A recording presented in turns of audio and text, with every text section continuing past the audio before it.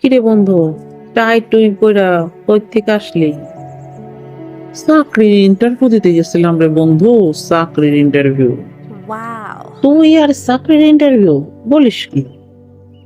কেন, তোর কি মনে হয় না আমি চাকরির ইন্টারভিউ দিতে পারি? না, কথা সেইটা না। সারা জীবন তো আমার দেখে দেখে লিখে পরীক্ষায় পাশ করলি, সেই তুই কিনা দিতে গেছিস চাকরির ইন্টারভিউ? বিষয়টা আমার ঠিক মাথায় আসতেছে না। শোন বেটা, তোর দেখে পরীক্ষার হলে লিখলেও আজকের ইন্টারভিউ কিন্তু আমি আমার নিজের যোগ্যতায় দিয়ে এসেছি।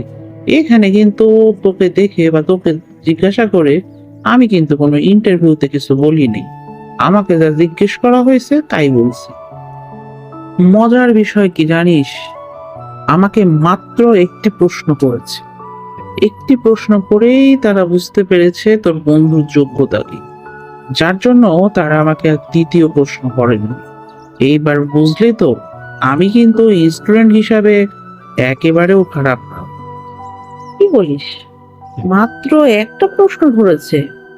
ইন্টারভিউতে তো মিনিমাম 10-12টা কোশ্চেন করে, আর তোর একটা কোশ্চেনে তারা বুঝে যাচ্ছে তুই ইন্টেলিজেন্ট।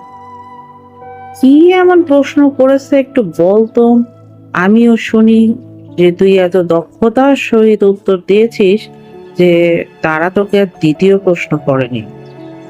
শোন তাহলে, আমাকে প্রশ্ন করেছে সাউথ আফ্রিকা কাছে নাকি চাঁদ কাছে।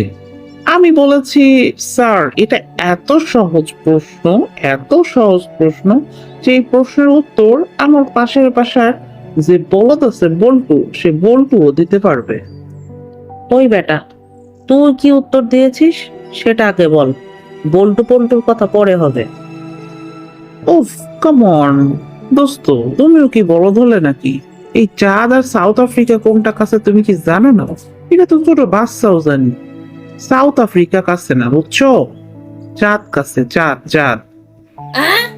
ওই বলো, চাঁদ কেমনে কাছে হয়? তোর মতন এই সেম কোশ্চেনটাও আমাকে তারা করেছিল, যে চাঁদ কিভাবে কাছে হয়। আমিও স্মার্টলি উত্তর দিয়েছি। আমি বলেছি চাঁদ এই কারণে কাছে, কারণ আমি আমার ঘরের জানালা খুললেই চাঁদকে দেখতে পাই রাতে। কিন্তু সাউথ আফ্রিকা তো দেখা যায় না, সেটা আমি ঘরের জানালা খুলি আর ছাদে উঠি।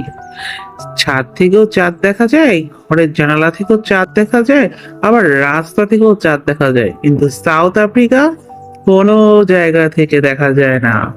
কি, কেমন লাগলো আমার ব্রিলিয়ান্ট উত্তরটা?